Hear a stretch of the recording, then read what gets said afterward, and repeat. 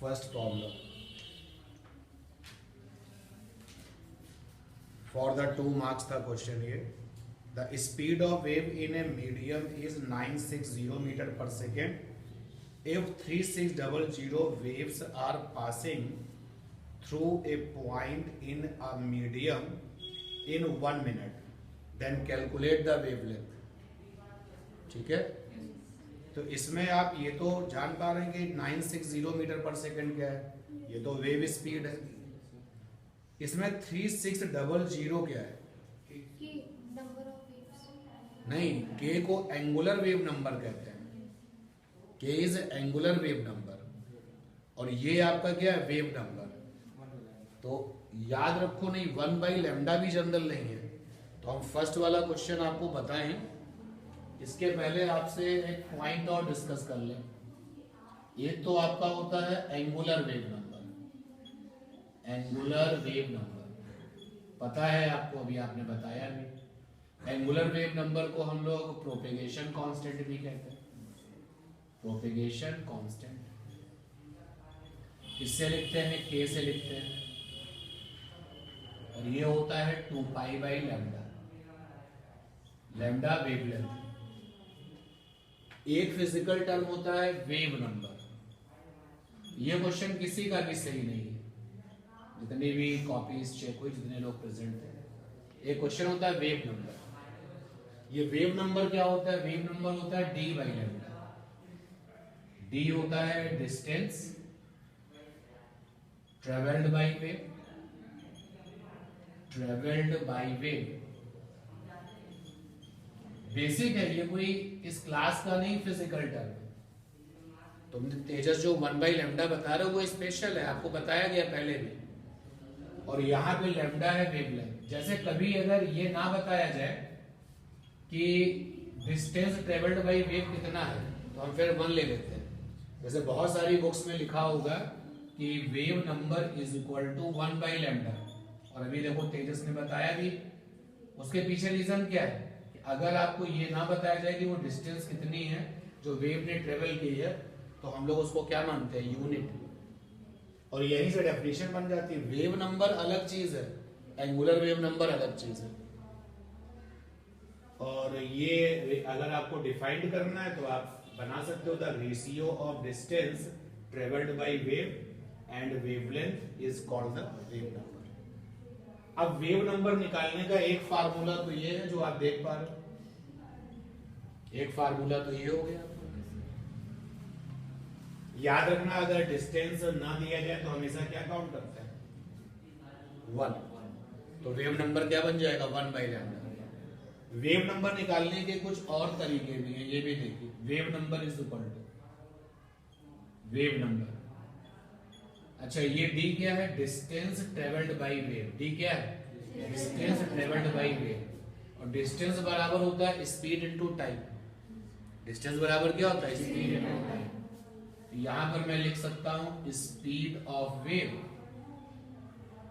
और इनटू में time taken by wave. Taken by wave और अपॉन में वेवलेंथ एज इट इज होगी। डिस्टेंस बराबर होता है स्पीड इनटू टाइम। तो ये डिस्टेंस किसने ट्रेवल किया है? वेव ने। स्पीड भी किसका? वेव का। और इस डिस्टेंस को ट्रेवल करने में जब वेव ट्रेवल करेगी तो टाइम भी लगेगा। तो टाइम भी किसका? Taken by the wave. उस डिस्टेंस को चलने में जो टाइम वेव ने लिया है। और आगे मूव करते हैं। Wave number. वेव नंबर हर पेपर, हर एग्जाम क्यों जरूरी होता है?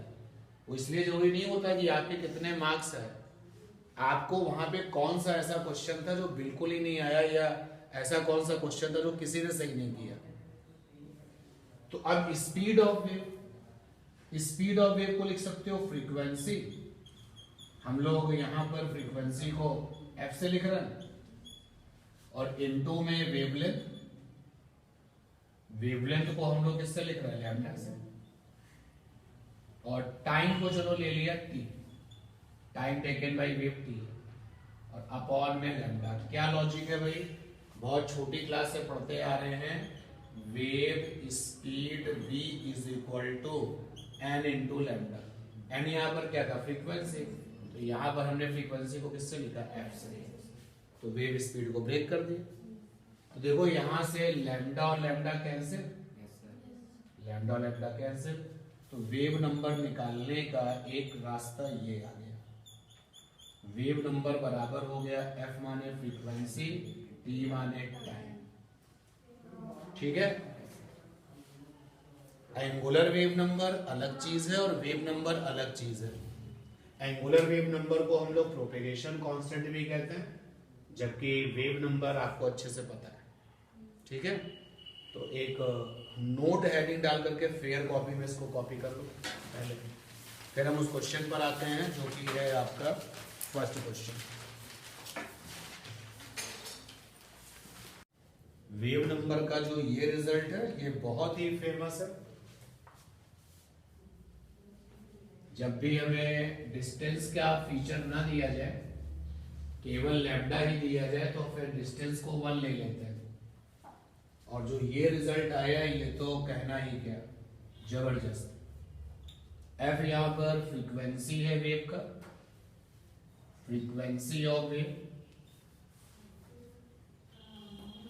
और टी यहां पर टाइम है, टाइम टेकन बाय वेव, जिस डिस्टेंस को उसको चलना था उस डिस्टेंस को चलने में उसने कितना टाइम लिया, टाइम टेकन बाय वेव। तो वेव नंबर निकालने का आपके पास में दो कॉन्सेप्ट आ चुका है, डिस्टेंस दी जाए, लैम्डा दिया जाए तो ये लगाइए, केवल लैम्डा दिया जाए और कुछ ना दिया जाए तो डिस्टेंस को क्या ले लेंगे, 1, और अगर फ्रीक्वेंसी दिया जाए और टाइम दिया जाए तो ये फंडा लगाइए। और जो आप जानते हो जिस वेव नंबर को, उसका नाम है angular wave number.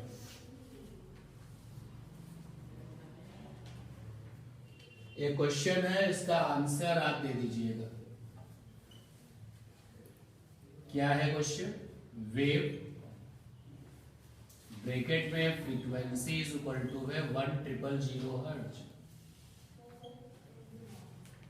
Takes time 4 second to travel a distance.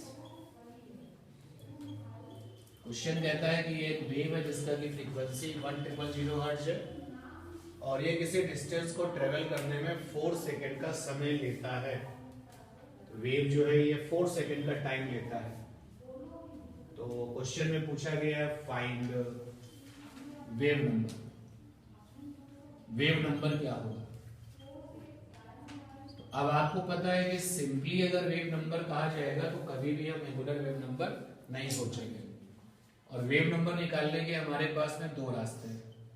अब वेव नंबर को अगर हम कैपिटल N से लिख लें, क्योंकि ये एक नंबर है, तो नंबर को हमने अगर N से लिख लिया तो N निकालने के दो रास्ते हैं। पहला रास्ता तो ये है d बाई लैम्डा, और दूसरा रास्ता है फ्रीक्वेंसी इनटू टाइम। क्या d बाई लैम्डा यहाँ लग पाएगा, क्योंकि क्वेश्चन में लैम्डा तो दिया ही नहीं गया। अच्छा, लैम्डा नहीं दिया गया, डिस्टेंस भी नहीं दी गई।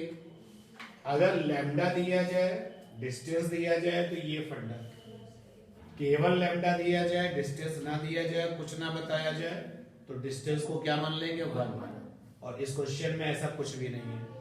फ्रीक्वेंसी और टाइम अवेलेबल हो तो ये फंडा। तो कितनी फ्रीक्वेंसी है क्वेश्चन में, 1000, और टाइम कितना है, 4। तो कितना वेव नंबर आ गया, 4000 वेव। यानी कि 4000 वेव्स इस काम में लगी हुई है। जो क्वेश्चन में मेंशन किया गया है कि एक वेव जो है 4 सेकेंड का टाइम लेती है किसी डिस्टेंस को कवर करने में, तो इस काम में कुल कितनी वेव लगी हुई है, 4000 वेव्स। जैसे ट्रेन के जो डिब्बे होते हैं ना, एक के पीछे एक, ऐसे वेव की ट्रेन होती है, पहली वेव, फिर दूसरी वेव, फिर तीसरी वेव। तो यहाँ पर जो ये 4000 वेव्स है, ये वेव की ट्रेन के क्या कंपोनेंट्स हैं। क्वेश्चन क्लियर हुआ कि नहीं हुआ? तो चलिए अपने टेस्ट पेपर के उस क्वेश्चन को एक बार और पढ़ लीजिए। एक बार और क्वेश्चन को पढ़िए।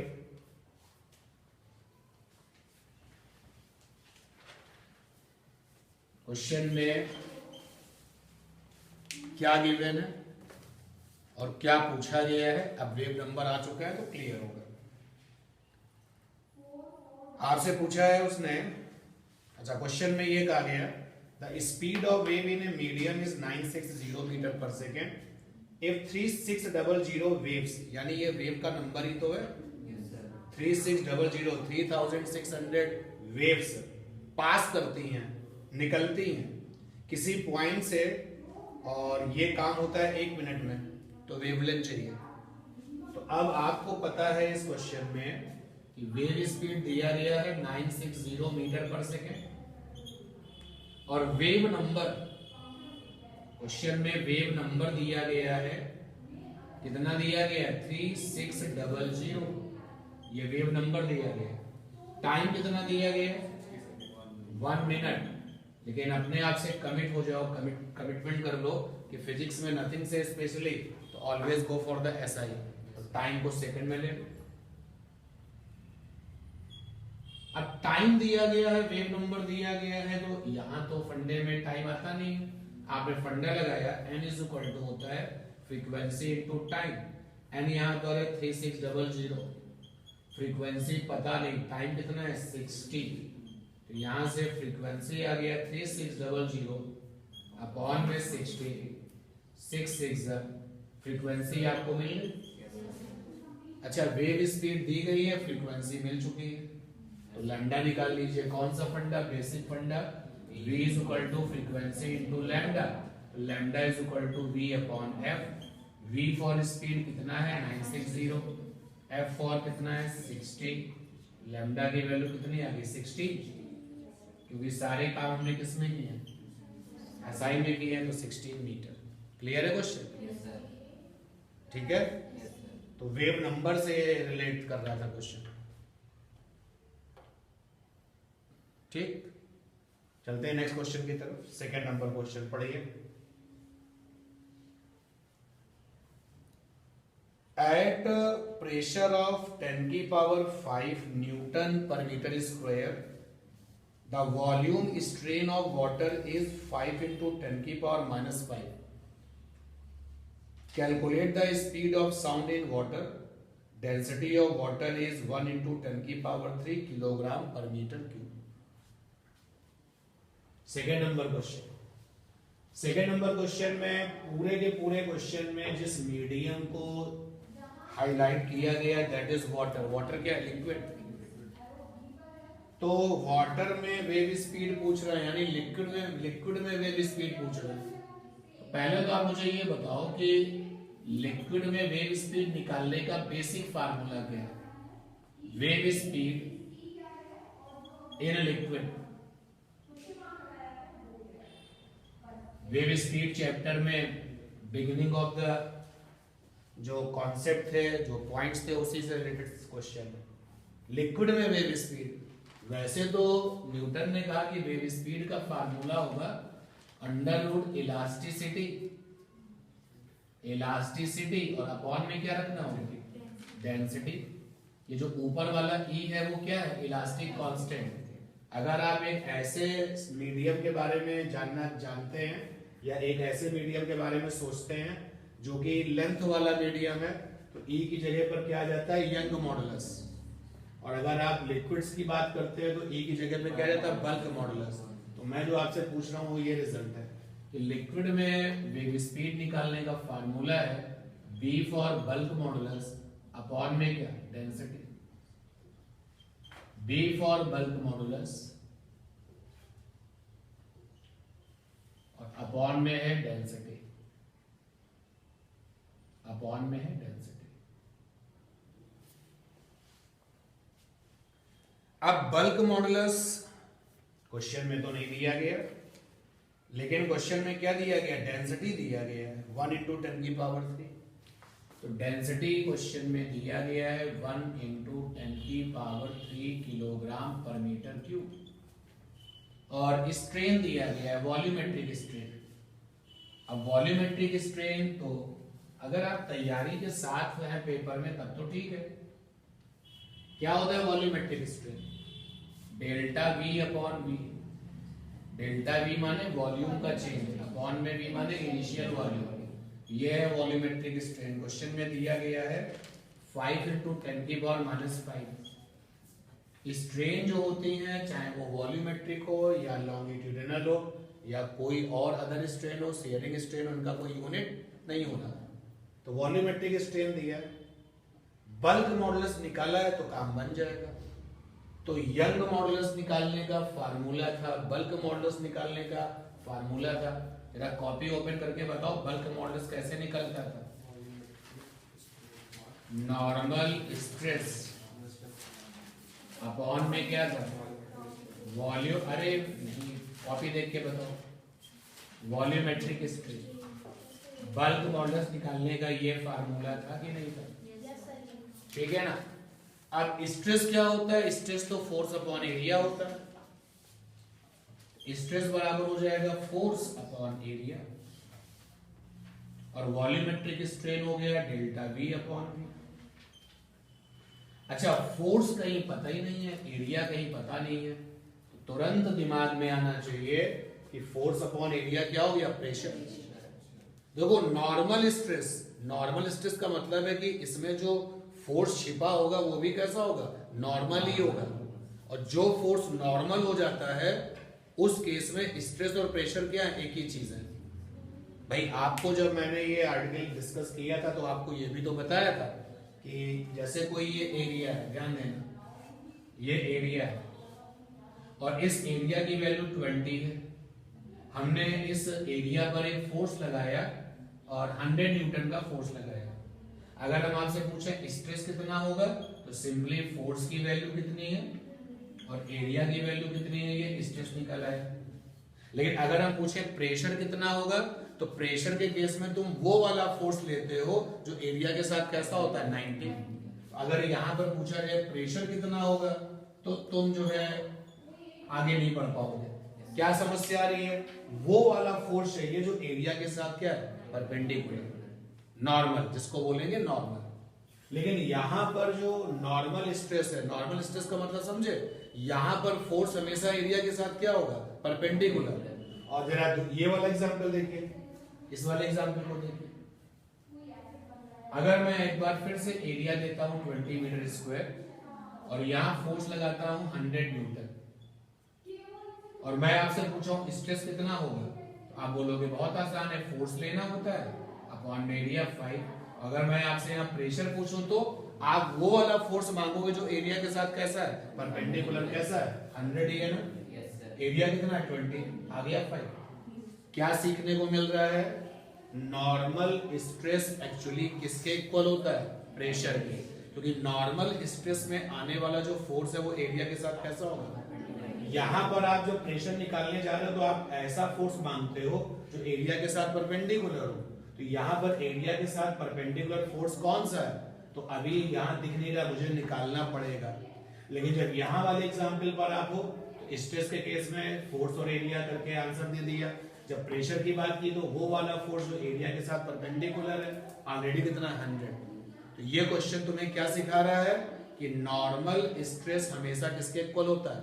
प्रेशर के इक्वल होता है। सीखने को मिली ये बात। तो इस क्वेश्चन से आपको एक चीज और पता चल चुकी है कि नॉर्मल स्ट्रेस का मतलब है सीधे सीधे फोर्स। तो ये लाइन भी आपके लिए जरूरी है, लिख देता हूं कि नॉर्मल स्ट्रेस जो है, नॉर्मल स्ट्रेस, क्योंकि नॉर्मल स्ट्रेस में जो फोर्स होगा वो हमेशा ही किसके साथ कैसा होगा? परपेंडिकुलर ही होगा। किसके? एरिया के साथ। और प्रेशर में भी जो फोर्स होता है वो हमेशा कैसा होता है? परपेंडिकुलर। तो नॉर्मल स्ट्रेस हमेशा किसके इक्वल होता है? प्रेशर के। अब आपके क्वेश्चन में प्रेशर दिया गया है, कितना दिया गया है प्रेशर? 10⁵ यानी कि ये जो चीज है नॉर्मल स्ट्रेस, फोर्स हमें दिया नहीं, एरिया दिया नहीं, अभी अभी जस्ट डिस्कशन से पता चला कि normal stress is equal to क्या होता है? प्रेशर। यहाँ लिख दिया P for pressure, delta V by V। अब प्रेशर की वैल्यू क्वेश्चन में कितनी है? 10⁵ Newton per metre square. SI में है सारा केस। वॉल्यूमेट्रिक स्ट्रेन कितनी है 5 इंटू 10 की पावर -5। 10 की पावर -5 ऊपर चला गया तो कितना हो गया 10 की पावर 10।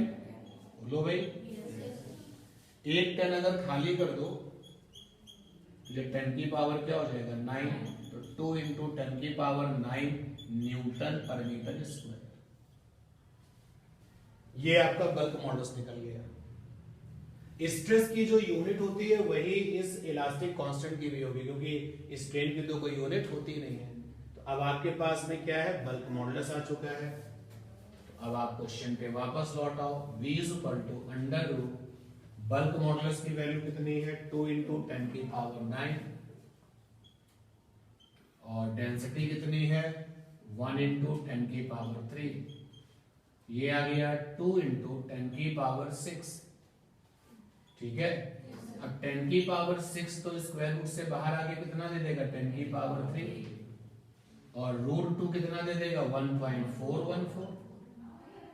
√2 का स्क्वायर रूट कितना होता है 1.4। √2 का स्क्वायर रूट ये हो जाएगा 1414 मीटर पर सेकेंड, क्योंकि सारी कैलकुलेशन इसमें ली गई है ऐसा। ठीक है, ये क्वेश्चन जो है जो कॉपी हमने चेक की, तो ये क्वेश्चन ज्यादातर लोगों ने नहीं किया। एक कॉपी में मुझे ये क्वेश्चन बिल्कुल सही रास्ते पर दिख रहा था, सब कुछ उसने किया उस बच्चे ने। कॉपी जब आप देखेंगे तो आप देख पाएंगे, पहले डिस्कशन हो जाए, फिर जो बची हुई कॉपी है वो भी चेक हो जाए, फिर आप कॉपी देखेंगे। बट उसने ये गड़बड़ कर दिया, स्ट्रेस को खोला तो फोर्स अपॉन एरिया नहीं, एरिया अपॉन फोर्स, कुछ इस तरीके की गड़बड़ी कर दी गई है। लेकिन अब आपको ये पता है कि नेक्स्ट टाइम अगर ये क्वेश्चन आपको मिलता है दोबारा, तो नॉर्मल स्ट्रेस हमेशा किसके इक्वल है प्रेशर के इक्वल है। ठीक है, कहीं को डिस्कशन करना है इस क्वेश्चन में फर्दर नहीं। ठीक है, ये सारे के सारे क्वेश्चंस आपके फॉर 2 मार्क्स थे। चलिए देखिए question number 3। Question number 3,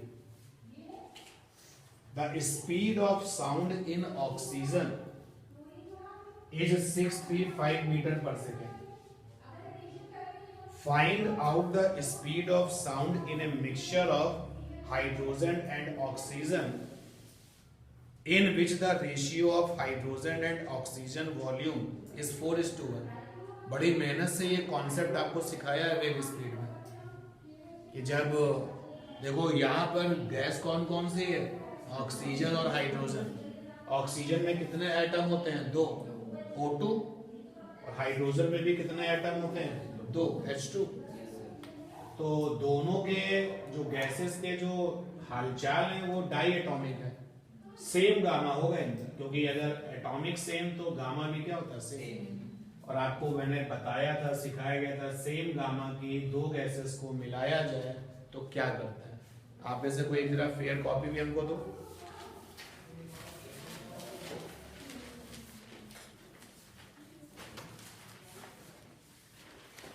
same gamma की 2 गैसेस,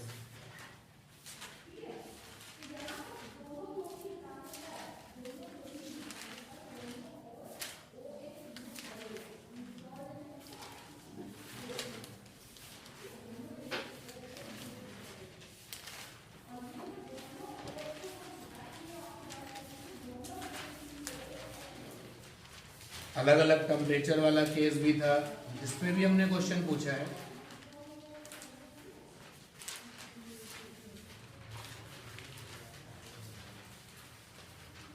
सही बात।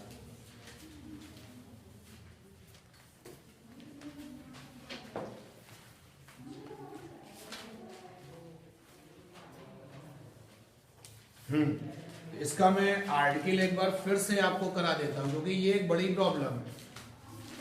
ये ऐसी प्रॉब्लम नहीं है कि एग्जाम टाइम आप जो है इसको पूरा एबीसी से करें। समझे क्वेश्चन को, ध्यान दे दे। क्वेश्चन सॉल्व कराऊंगा। नंबर 3 है आपका क्वेश्चन नंबर 3। सेम गामा की 2 गैसेस है, 2 गैसेस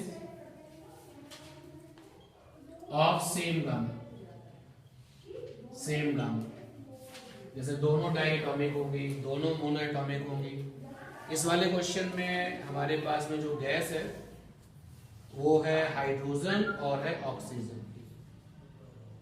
तो यहां पर ऑक्सीजन O2, हाइड्रोजन H2, और फिर इन दोनों का मिक्सचर बना लिया गया, mixture of O2 and H2, इन दोनों का मिक्सचर बना लिया गया। अगर अभी नहीं आप इस क्वेश्चन को कर पाए हैं तो नेक्स्ट टेस्ट की तैयारी करिए, सेम आपका सिलेबस होगा, लेकिन आप वेव मैकेनिक्स पूरी और पूरा SHM, ठीक है। तो नेक्स्ट टाइम के लिए अब आप सीख लीजिए, सेम गामा की दो गैसेस मिला ली है जिसमें वेव स्पीड दी जा रही है। जैसे क्वेश्चन में अगर आप देखो तो ऑक्सीजन में वेव स्पीड दी जा रही है 635 और मिक्सचर में पूछी जा रही है। जिसमें वेव स्पीड दी जा रही है हम उसको गैस नंबर 1 कह रहे हैं। किसमें स्पीड दी जा रही है? ऑक्सीजन में। तो ये हमारी है गैस नंबर 1, गैस नंबर 1, और बाकी जो बच गई उसको क्या लिखें? Gas number 2। नोटेशन लेने में थोड़ा सा आसानी रहेगी। अब जैसे इसी क्वेश्चन में अगर हाइड्रोजन में वेव स्पीड दी जाती तो हम हाइड्रोजन को क्या कहते हैं? Gas number 1। तो गैस नंबर 1 साइड में लिख लेते हैं इस बात को। गैस 1 मतलब वो गैस जिसमें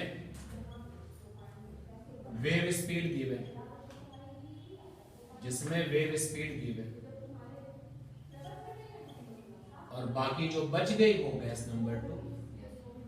तो रिमेनिंग माने बची हुई, रिमेनिंग गैस इज गैस 2। ये नोटेशन है हमारा कि हम उस गैस को गैस नंबर 1 कहेंगे जिसमें वेव स्पीड दी जाएगी, और जो बच जाएगी हम उसको क्या कहेंगे? Gas number 2। अब जैसे गैस नंबर 1 के बहुत सारे फीचर्स होंगे, जैसे गैस नंबर 1 का कुछ वॉल्यूम होगा, तो गैस नंबर का जो वॉल्यूम होगा अब हम उसको कॉन्फिडेंस से लिखेंगे V1, कैपिटल V और 1। और गैस नंबर 2 का जो वॉल्यूम होगा उसको किससे लिखेंगे? V2। ठीक, तो इन दोनों का जो मिक्सचर होगा, मिक्सचर का वॉल्यूम कितना होगा? अरे वॉल्यूम तो स्केलर फिजिकल क्वांटिटी है ना, V1 plus V2। Okay, gas number 1 का कुछ मॉलिक्यूलर मास होगा, तो मॉलिक्यूलर मास हो गया कैपिटल M1। गैस नंबर 2 का भी कुछ मॉलिक्यूलर मास होगा, तो वो क्या हो जाएगा? Capital M2। तो जो मिक्सचर तैयार होगा उसका भी कुछ मॉलिक्यूलर मास होगा, तो उसका मॉलिक्यूलर मास कितना होगा ये निकालना पड़ता है। बट जो क्वेश्चन हमारा है उसमें उसकी जरूरत नहीं पड़ेगी, इसलिए नहीं निकाल रहे। ठीक है, पक्का? अच्छा, गैस नंबर 1 की कुछ डेंसिटी होगी, गैस नंबर 1 की कुछ डेंसिटी होगी ρ1, और गैस नंबर 2 की भी डेंसिटी होगी, तो वो क्या होगी? ρ2, डेंसिटी होगी ρ2। और जो मिक्सचर तैयार हुआ है उसकी भी डेंसिटी होगी, बिल्कुल होगी। तो डेंसिटी मिक्सचर की, हाँ ये कुछ ना कुछ तो होगी, और इसकी जरूरत पड़ेगी तो इसलिए इसको निकालना पड़ेगा। मैं फिर से आपको रिपीट करा दूं, अगर आप ये क्वेश्चन करना चाहते हो, देखो बहुत आसान होता है टिपिकल को स्किप कर देना। ये टिपिकल है थोड़ा सा, इसको स्किप कर दो, लेकिन वही तो डिसाइडिंग होता है, वही तो डिसाइडिंग होता है। जो टिपिकल है उसको आपने अभी फाउंडेशन लेवल पर हो, आप स्किप कर दो इसको। अभी कंपटीशन लेवल पे जाओगे तो क्या स्किप कर पाओगे? वहां तो एक एक नंबर, एक एक क्वेश्चन नहीं है और कर लिया तो रैंक में कहां से कहां डिफरेंस आ जाता है। तो स्किप करने की टेंडेंसी मत रखो। अभी आप जिस फाउंडेशन लेवल पर हो वहां से इसको करने की कोशिश करो, थोड़ा समझो, थोड़ा और समझो। तो जब आपका लेवल वो आ जाएगा कि अब आप 12 पास कर चुके होगे और आप कंपटीशन के लिए हो, तो आपने इस चीज को 3-4 बार 5 बार किया होगा, तो अच्छे से समझ में आएगी कि नहीं आएगी? तो इस यहां पर मैं पूरी कोशिश कर रहा हूं, चीजों को समझो। देखो, मिक्सचर जो तैयार होगा उसका मॉलिक्यूलर मास होगा, बट इस क्वेश्चन को करने में उसकी कोई जरूरत तो मैं नहीं निकाल रहा हूं, मिक्सचर की डेंसिटी होगी और इसको निकालना पड़ेगा। ठीक है, इधर ये बड़ी इंपॉर्टेंट बात है कि गैस वन उसको कहेंगे जिसमें वेव स्पीड दी गई है। अब देखिए गैस वन में जो वेव स्पीड है भाई उसको हमने v1 लिख लिया, वॉल्यूम का भी कैपिटल और स्पीड का भी स्मॉल। गैस नंबर 2 में तो वेव स्पीड दी नहीं गई है, क्वेश्चन में ही नहीं होगी, और हमसे कहां पूछी गई है, मिक्सचर में wave speed. Wave speed in mixture, mixture में वेव स्पीड कितनी होगी, वी मिक्सचर। आप इस आर्टिकल के साथ साथ क्वेश्चन को एक बार और पढ़ लें। देखिए क्या है, the speed of sound in A oxygen is 635। Oxygen में wave speed 635 metre per second है। Find out the speed of sound in a mixture of hydrogen and the oxygen. किसमें वेव स्पीड पूछी जा रही है, मिक्सचर में। तो mixture यानी कि गैस नंबर 1 जिसमें वेव स्पीड दोगे और सीधे v1 के बाद हम सीधे कहां पहुंचे, मिक्सचर में। और पूछा गया है कि भाई अगर हमने इनको दोनों लोगों को, हाइड्रोजन और ऑक्सीजन को इतने वॉल्यूम में मिलाया हो, तो यार वेव स्पीड निकालने का फार्मूला क्या है, तो वेव स्पीड निकालने का फार्मूला है under root gamma P by rho. समझना बात, वेव स्पीड का formula under root gamma R T by capital है। दो फार्मूले हैं। अब देखना, जो बच्चा इसको सेलेक्ट करेगा उसको एम मिक्सचर निकालना पड़ेगा, क्योंकि आपको कहां चाहिए वेव स्पीड, मिक्सचर में। अगर तुमने ये वाला फार्मूला है तो एम मिक्सचर निकालना पड़ेगा, और जो इसको सेलेक्ट करेगा उसको क्या निकालना पड़ेगा, डेंसिटी मिक्सचर की। और हमारा अपना एक्सपीरियंस ये कहता है कि मिक्सचर की डेंसिटी निकालना ज्यादा आसान होता है as compare to the mixture का कैपिटल एम निकालना, मॉलिक्यूलर मास। तो हम इस फार्मूले को चुन रहे हैं। समझ पा रहे हो क्यों, क्योंकि मिक्सचर का मॉलिक्यूलर मास निकालना कैसा होगा, टफ होगा। तो हम इस फार्मूले को चुन लेते हैं, और इस फार्मूले को चुन लेते हैं और इस गैस नंबर 1 के लिए लगा देते हैं। तो गैस नंबर 1 में वेव स्पीड कितनी है, v1 under root gamma, gamma किसका, गैस नंबर 1 का, और p माने प्रेशर, डेंसिटी किसकी, गैस नंबर 1। ठीक है, ये बात पक्का। अब चलिए, अब हम चलते हैं मिक्सचर के पास। मिक्सचर में वेव स्पीड चाहिए ना, तो वी मिक्सचर, गामा किसका, मिक्सचर का। याद रखो, जब सेम गामा की दो गैस मिक्स होती हैं तो मिक्सचर का गामा भी कैसा रहता है, सेम। तो यहां पर गामा तो सेम रहने वाला है। पी फॉर प्रेशर, क्वेश्चन में तो इसके बारे में कुछ बताया नहीं गया, तो मान के चलना पड़ेगा कि प्रेशर कैसा है, कांस्टेंट। और अपॉन में रो मिक्सचर। इतनी बात क्लियर हुई। अगर हम इन दोनों को आपस में डिवाइड करते हैं, यानी जो ये वाला इक्वेशन है और जो ये वाला इक्वेशन है, ये आपस में डिवाइड करते हैं। फिर से याद देखें, two gases of same gamma mix, then gamma not change. याद रखना, गामा नॉट चेंज। जब एक ही गामा की दो गैसों का मिक्सचर बनता है तो गामा में कोई चेंज नहीं आता है। And what about the pressure, तो प्रेशर जैसी चीज, टेम्परेचर जैसी चीज के बारे में जब कोई क्वेश्चन, कोई कमेंट नहीं करता तो क्या मान के चलते हैं, कांस्टेंट। तो ये हमने रिजल्ट जो है इसको आपस में डिवाइड किया। देखो डिवाइड करते हैं, क्या बनता है, तो v1 upon v mixture under root, बड़ा सा लगा लिया, इधर है गामा p बाई रो 1 और इधर है gamma p by rho mixture, rho mixture. यहां से आ गया v1 upon v mixture is equal to under root rho mixture upon में रो 1। आ गया, ठीक है ना। रो मिक्सचर क्या है, मिक्सचर की डेंसिटी, और रो 1 क्या है, गैस नंबर 1 की density. Gas number 1 code word है, उसको हम लोग गैस नंबर 1 कहते हैं, जिसमें वेव स्पीड दी जाती है। अब देखो ये कैसे निकलता है, ध्यान देना, ये कैसे निकलता है, उधर साइड में देखिए। अगर आपसे पूछा जाए कि मिक्सचर की डेंसिटी कैसे निकालोगे, मिक्सचर की डेंसिटी। तो कैसे निकलेगी देखो, मिक्सचर की डेंसिटी सिंपल सा फार्मूला, डेंसिटी बराबर होता है मास किसका, मिक्सचर का, अपॉन में वॉल्यूम किसका, मिक्सचर का। तो यहां पर हो गया मिक्सचर की डेंसिटी। अब मास कैसे होगा भाई, तो देखो इधर,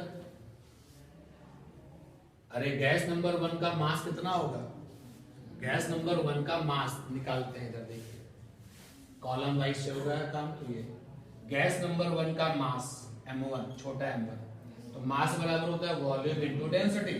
तो गैस नंबर 1 की डेंसिटी और गैस नंबर 1 का वॉल्यूम। ओके, गैस नंबर 2 का मास कितना होगा, गैस नंबर 2 का मास कितना होगा, तो गैस नंबर 2 ये रही, तो m2 हो गया। तो इसकी भी डेंसिटी है √2 और वॉल्यूम कितना है v2। वर्किंग करते समय वॉल्यूम को कैपिटल में लिखा जा रहा है। तो टोटल मास क्या होगा, दोनों का सम कर दिया जाए। तो यहां पर मास हो जाएगा m1 प्लस m2 और वॉल्यूम हो जाएगा capital V1 plus capital V2। रो मिक्सचर m1 गैस नंबर 1 का मास है रो1 V1 और ये हो जाएगा रो2 V2 अपॉन में क्या V1 प्लस V2। रो मिक्सचर ऊपर कुछ कॉमन नहीं है, फिर भी जबरदस्ती में हम कॉमन ले रहे हैं। हमने जबरदस्ती में रो1 V1 कॉमन ले लिया है नहीं, फिर भी तो जहां पर ये है वहां तो 1 आ जाएगा और जहां पे ये नहीं है वहां पे कहां पहुंच जाएगा, अपॉन में पहुंच जाएगा रो1। जैसे देखो x प्लस वाई कुछ कॉमन है नहीं, मैंने कहा मैं तो x को कॉमन लूंगा, तो जहां पर ये है वहां तो 1 हो जाएगा और जहां ये है नहीं वहां नीचे आ जाएगा। ठीक है ना। सिमिलरली रो1 V1 मैंने कॉमन लिया, जहां पर ये है वहां तो 1 हो जाएगा और जहां पर ये नहीं है वहां कहां पहुंच जाएगा, अपॉन में। अपॉन से भी मैंने यही काम किया, V1 कॉमन ले लिया है नहीं, फिर भी कॉमन ले लिया, जहां पर ये है वहां पे 1 हो जाएगा और V2 के नीचे आ जाएगा, V1 से V1 कट गया। तो ये हो गया रो मिक्सचर, अपॉन में क्या आ गया रो1, ये आ गया 1 प्लस V2 बाई V1 रो2 बाई रो1 और 1 प्लस V2 बाई V1। ठीक है ना। अब देखिए हमारा जो सिचुएशन जहां पर हम थे वो V1 गैस नंबर 1 में वेव स्पीड दी गई है, वी मिक्सचर निकालना है, रो मिक्सचर अपॉन रो1 ये आ चुका है। अभी इसको और आसान बना देते हैं। कैसे, जो डेंसिटी होती है ना, डेंसिटी ये प्रोपोर्शनल होता है मॉलिक्यूलर मास। ये सब बेसिक्स है, नहीं पता है तो जानो, पता है तो बहुत अच्छी बात है। डेंसिटी जो है वो मॉलिक्यूलर मास के प्रोपोर्शनल होती है। तुमने कहा सर कैसे मान लिया जाए, कैसे मान लिया जाए, चलो बता देते हैं। आपने अपने गैस के थ्योरी में P by rho is equal to RT by M बहुत बार पढ़ा है कि नहीं पढ़ा, पढ़ा है ना। यहाँ पे जरा रो निकालो तो रो बराबर क्या आ जाएगा, P M बाई RT आएगा। देखो भाई दोनों की दोस्ती है प्रोपोर्शनल वाली की, डेंसिटी प्रोपोर्शनल क्या M। खुद समझो ना, प्रेशर तो कांस्टेंट है ना और टेम्परेचर तो बदल नहीं रहा, R तो ऑलरेडी कांस्टेंट है। भाई टेम्परेचर नहीं बदल रहा है, क्यों, कैसे पता चल गया, क्योंकि क्वेश्चन ने कुछ कहा ही नहीं। प्रेशर नहीं बदल रहा, कैसे पता चला, क्योंकि क्वेश्चन ने कुछ कहा नहीं। तो यहां पर आपका रो डेंसिटी वाला और कैपिटल एम मॉलिक्यूलर वाला आपस में कैसे है, प्रोपोर्शनल। और इसलिए ये जो रिजल्ट है ये और भी बढ़िया सा सुंदर सा हो जाएगा। कैसा, देखते हैं। रो मिक्सचर अपॉन में रो1 इज इक्वल टू 1 प्लस दोनों गैसों के वॉल्यूम रेशियो और रो2 बाई रो1 की जगह पे क्या लिख सकते हैं, capital M2 upon capital M1। भाई जब रो प्रोपोर्शनल M है तो रो1 बाई रो2 बराबर क्या, M1 बाई M2। उल्टा कर दो, रो2 बाई रो1 इज इक्वल टू क्या, M2 बाई M1। अपॉन में भी क्या हो गया, 1 प्लस V2 बाई। एक्चुअली ये जो क्वेश्चन है वो यहां से पिक होता है, मैं ये लिख देता हूं रिजल्ट। रो मिक्सचर अपॉन में रो1 इज इक्वल टू है 1 प्लस V2 बाई V1 और m2 बाई m1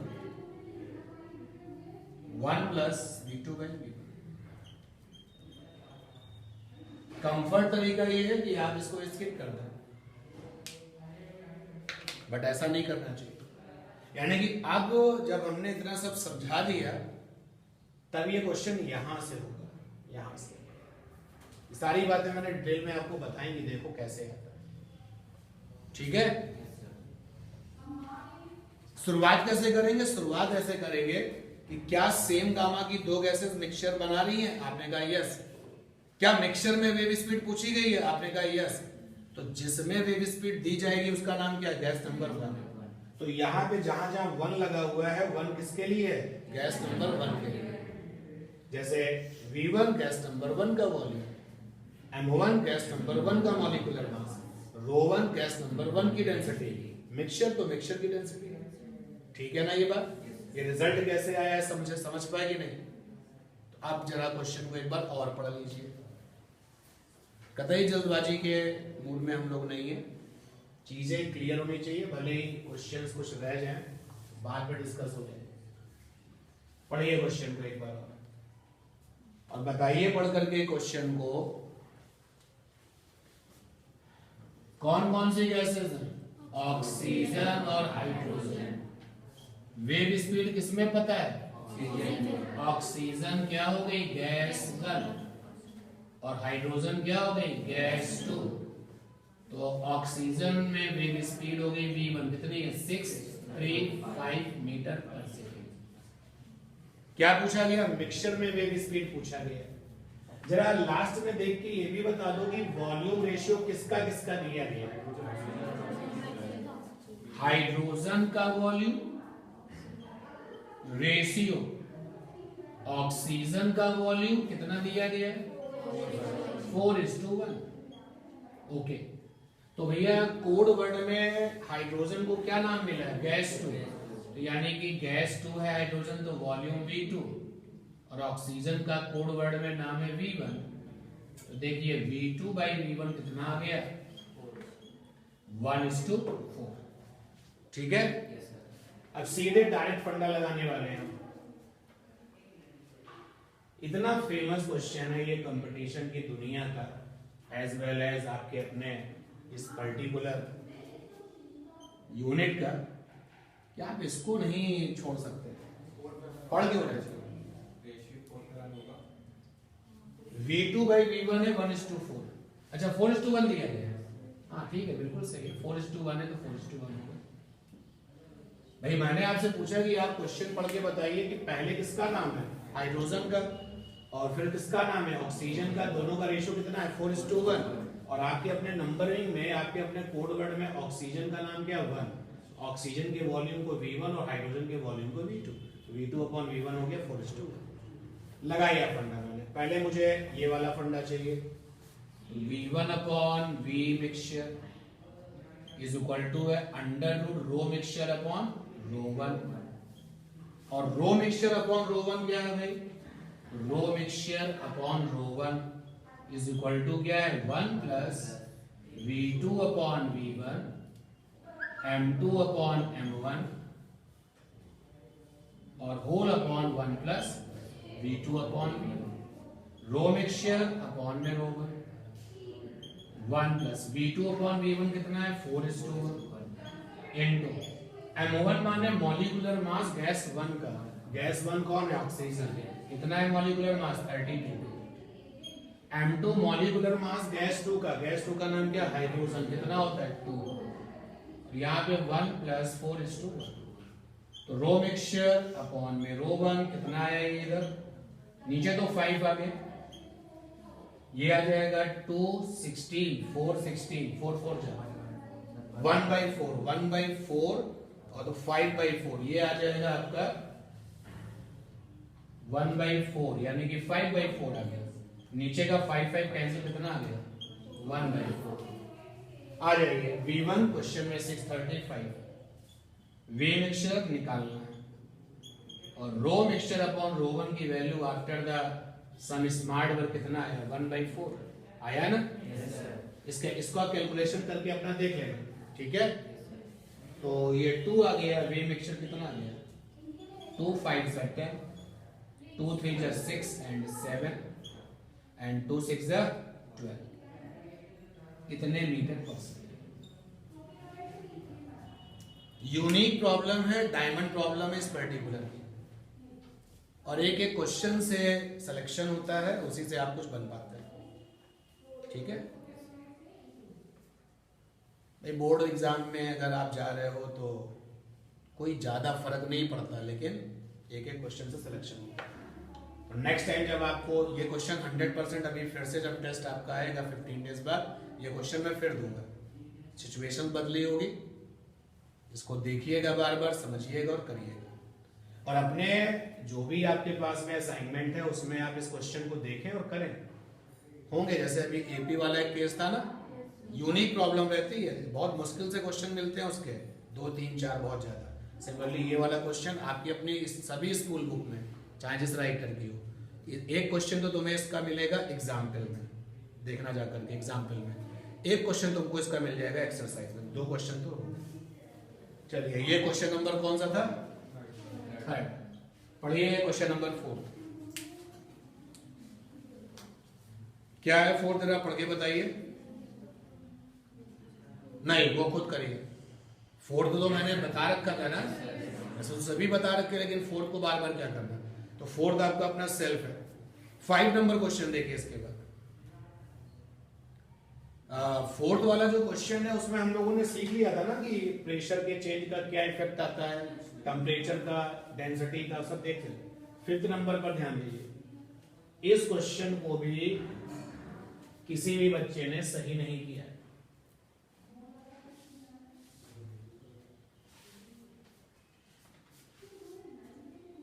क्या है question, a stone is dropped from the top of the tower of the height 300 metre high, splashes into the water. Splashes मतलब छपाके की जो sound आएगी, जब कोई पत्थर पानी पे आप डालोगे तो एक छपाके की साउंड आती है, स्प्लैश का मतलब यही है। तो splash into the water of A pond near the base of the tower, when a splash heard at the top, given that speed of sound in air 340 metre per second, जी की value 9.8। वो जो splash वाला sound है वो कितने समय बाद tower के टॉप पे सुनाई पड़ेगा। अच्छा, अगर ये 5 नंबर क्वेश्चन आपके कंपटीटर के पास जाए, अगर 5 नंबर क्वेश्चन आपके कंपटीटर के पास जाए तो वो कहता है कि टाइम बराबर होता है √2h/g + h/v। आप भी स्मार्ट बनो ना, अभी फाउंडेशन में धीरे धीरे स्मार्ट बनो। वो कहता है कि ऐसे करेंगे इस क्वेश्चन को, तो हम तो इस क्वेश्चन को ऐसे भी करेंगे और ये रिजल्ट कैसे आता है ये भी बताएंगे। ठीक है, ये h क्या है, वो हाइट होती है। चलो मैं रिजल्ट कैसे आता है पहले इसको एक्सप्लेन कर देता हूं। इस क्वेश्चन में टावर के टॉप से एक पत्थर छोड़ दिया गया है, 300 मीटर हाई पर था वो टावर का जो टॉप था। तो चलिए जरा डायग्राम देखिएगा। ये रहा टावर का टॉप ऑफ टावर। ये टावर का टॉप है, ये नीचे जो है वाटर है, ये पानी है। कितनी ऊंचाई है, क्वेश्चन में तो 300 है, कॉन्सेप्ट में इसी का नाम h है। तो क्वेश्चन में 300 है, कॉन्सेप्ट में इसका नाम क्या h। तो h ऊंचाई से पत्थर छोड़ दिया गया। तो ये स्टोन है, इसको आपने छोड़ दिया, स्टोन ड्रॉप, स्टोन को ड्रॉप किया। अच्छा, जैसे ही तुमने स्टोन छोड़ा, तुमने घड़ी स्टार्ट कर ली। क्या सुनने के लिए, स्प्लैशिंग साउंड, जो छपाके की साउंड है वो तुम्हें सुननी है। तुमने घड़ी, तो अभी तो स्टोन छोड़ा है तो इंतजार करना पड़ेगा ना। तो अब आपकी घड़ी टिक टिक करके इंतजार करा रही है आपको, और आगे क्या हो रहा है जरा समझे। जिस स्टोन को तुमने छोड़ा है वो नीचे जा रहा है, नीचे जा रहा है, नीचे जा रहा है, नीचे जा रहा है, नीचे जा रहा है। अब यहां पे स्प्लैश आया, स्प्लैश यहां पर आया। स्प्लैश आया, ठीक। वो जो स्प्लैश है वो साउंड है, वो वेव है। तो वो जो स्प्लैश यहां से आया वो साउंड है। अब ये साउंड ऊपर चलेगी, आपके पास तक पहुंचेगी, दाएं बाएं भी जाएगी, लेकिन हम तो केवल उसी को देख रहे हैं ना जिसने छोड़ा था, वही सुनना भी चाहता है। ये साउंड जो है ऊपर जा रही है, जा रही है, जा रही है, जा रही है, जा रही है। अब इसको सुनाई पड़ेगी। कितना इंतजार करना पड़ा? एक तो पत्थर का यहां से यहां तक जाना, एक तो पत्थर का यहां से यहां तक जाना, मान लेते हैं कि T1 समय लगा, और फिर स्प्लैशिंग साउंड का, स्प्लैशिंग साउंड का ऊपर जाना, और तुम्हें सुनाई पड़ना। कितना साउंड, कितना टाइम लगा? तो इतना पूरा इंतजार करने के बाद उसको कहीं जाके स्प्लैश सुनाई पड़ेगा। क्लियर ये बात? तो पहले T1 निकालने, T2 निकाल दे, दोनों को सम कर दे, वही टाइम हो जाएगा। तो T1 कैसे निकलेगा और T2 कैसे निकलेगा? बताओ जरा, T2 वाले समय में कौन ट्रेवल कर रहा है? वेव। T2 वाला समय किसने लिया है? वेव ने। और T1 समय किसने लिया है? स्टोन ने। T1 समय किसने लिया है? पत्थर ने।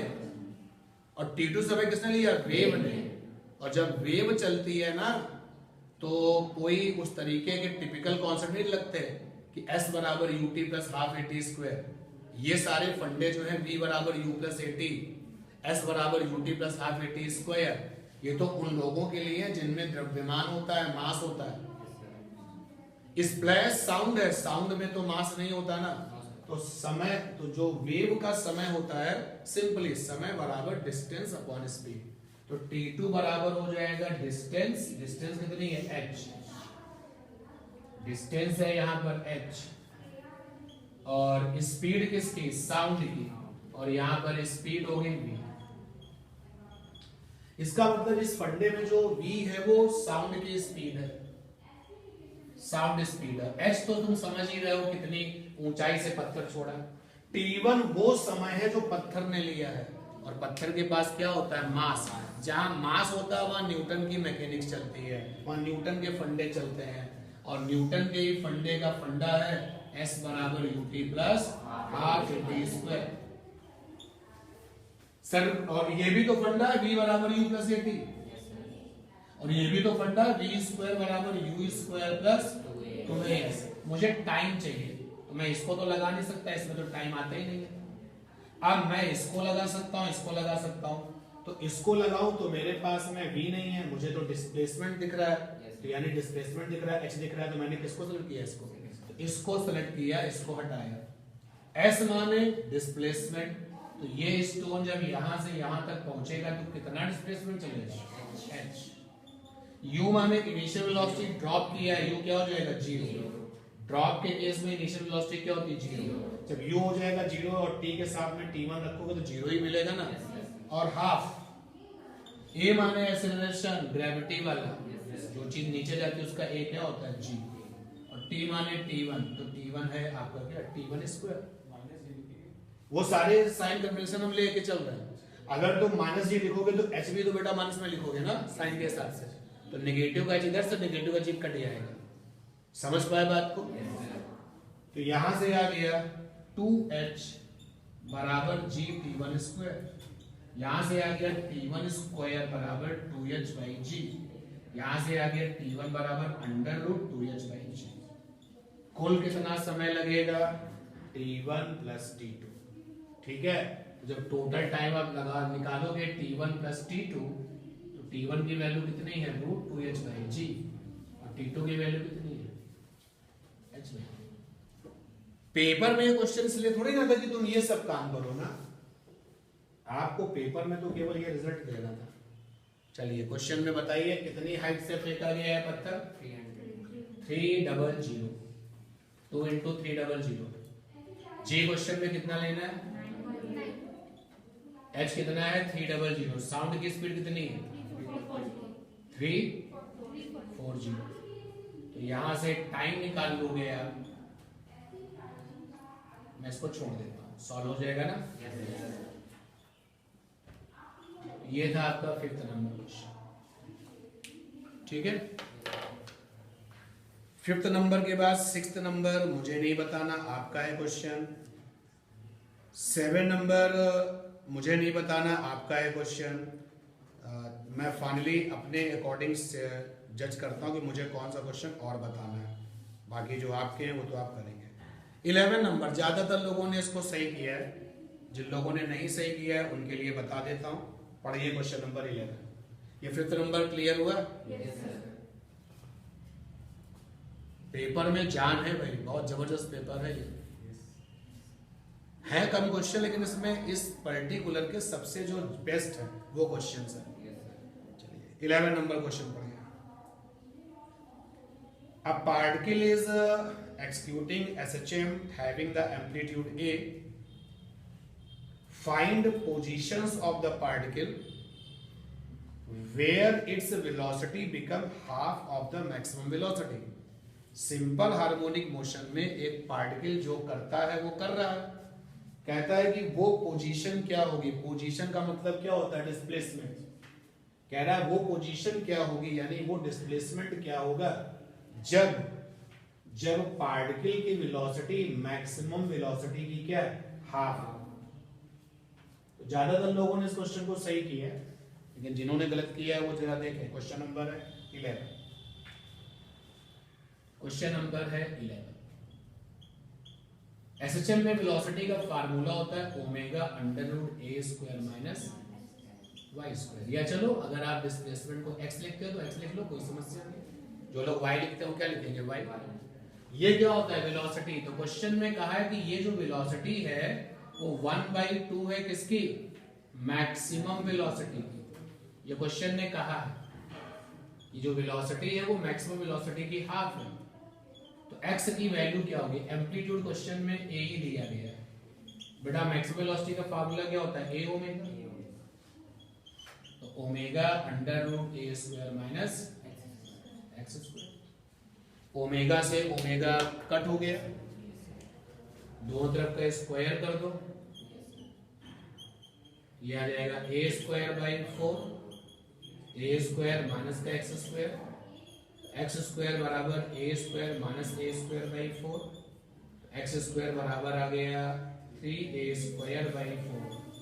तो एक कॉपी में केवल ऐसे भी लिखा हुआ है x बराबर plus minus under root 3a by 2। जिसमें ये लिखा हुआ है उसकी कॉपी देख करके और अच्छा लगा, क्योंकि एसएचएम का मामला है, इधर भी होता है और उधर भी होता है। तो इधर के लिए प्लस में, उधर के लिए माइनस में, लेकिन नंबर हमने सभी को दिए हैं कंप्लीट। इसने प्लस माइनस नहीं लगाया उसको भी दिए, तो ये रिजल्ट आ चुका है। दो तरफ का स्क्वायर रूट लेंगे तो 4 का 2 आ जाएगा, a स्क्वायर का a जाएगा रूट 3 का। और वैसे भी जब आप लिखते हो x स्क्वायर बराबर 4 तो x बराबर क्या होता है? Plus minus. ये हो गया आपका 11th नंबर क्वेश्चन।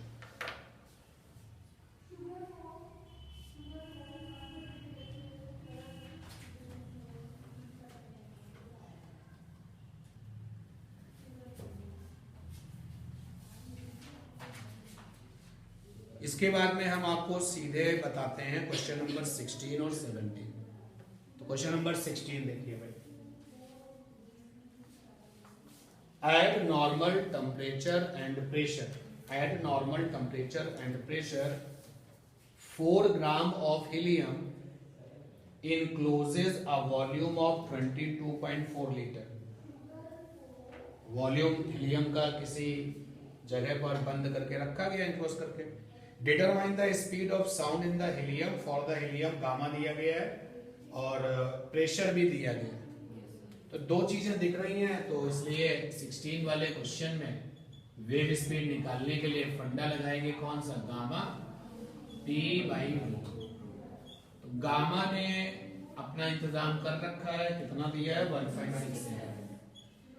P माने प्रेशर कितना है? 1 atm। 1 atm का वैल्यू है 10 की पावर 5। केवल क्या नहीं पता? डेंसिटी नहीं है। किसकी डेंसिटी? हीलियम है क्वेश्चन में, तो हीलियम की डेंसिटी नहीं पता। तो डेंसिटी निकालने का सारा इंतजाम किया होगा। तो डेंसिटी बराबर क्या होता है? Mass upon volume. Mass upon volume. अब वॉल्यूम तो तुम्हारा है 22.4 लीटर। लीटर नहीं जमेगा, ऐसा ही है ना भाई। आप देखो ना, ये वाली वैल्यू एसआई में रख चुके हो, डेंसिटी भी ऐसा ही मिला, लीटर तो नहीं चलेगा, वॉल्यूम का मीटर क्यूब होता है, तो लीटर में कितने मीटर क्यूब होते हैं 10 की power -3, 1 litre is equal to 10 की पावर -3 मीटर क्यूब। अब मास दिया गया है क्वेश्चन में 4 ग्राम, वो भी नहीं चलेगा, 4 ग्राम नहीं चलेगा ना, यहाँ पर हो जाएगा 4 इंटू 10 की पावर -3, ये भी किलोग्राम। डन, आंसर ठीक है ना। अब आपने कहा सर कट गया, चांस की बात है, ठीक है ना, मैंने गलत किया जिसने कन्वर्ट नहीं किया, क्योंकि अभी अगर इसको चेक कर देंगे तो फिर आगे के डेंसिटी अपने पास कितनी आ गई 4/22.4, यहाँ पे डेंसिटी हो गई 4/22.4, ठीक है। V इज इक्वल टू 1.67, 22.4 ऊपर चला गया, 10 की पावर 5 पहले से ही है 4, तो आई होप कि अब सॉल्व तो हो ही जाएगा ना, सॉल्व कर लेंगे ना।